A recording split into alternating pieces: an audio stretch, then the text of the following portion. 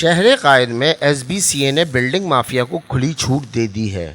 غیر قانونی کٹنگ اور نقشے کی خلاف ورزی کے ساتھ تعمیرات کا سلسلہ بھی جاری ہے۔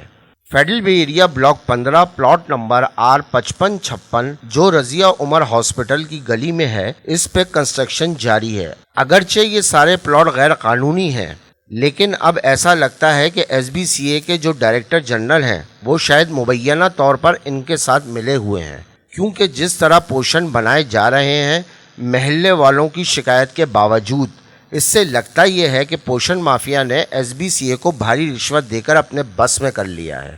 نہ ہی ان کے پاس نقشہ ہے اور نہ دیگر لوازمات، نہ ہی کوئی متعلقہ ادارے کی این او سی ان کے پاس موجود ہے۔ جب ان پوشنز کو بنا کر بیچا جائے گا تو بڑی تعداد میں لوگ یہاں پر رہیں گے، پانی کا بھی ضیاع ہوگا۔ سیوریج لائن کا پرابلم ویسے ہی پورے فیڈرل بے ایریا میں بہت زیادہ ہے، اس طرح تو علاقہ مکینوں کے مسائل مستقبل میں بہت زیادہ ہو جائیں گے۔ تو حکام بالا سے درخواست ہے کہ علاقہ مکینوں کی شکایت پر عمل درآمد کریں۔ رپورٹ رشید احمد چاچڑ، وضاحت نیوز، کراچی۔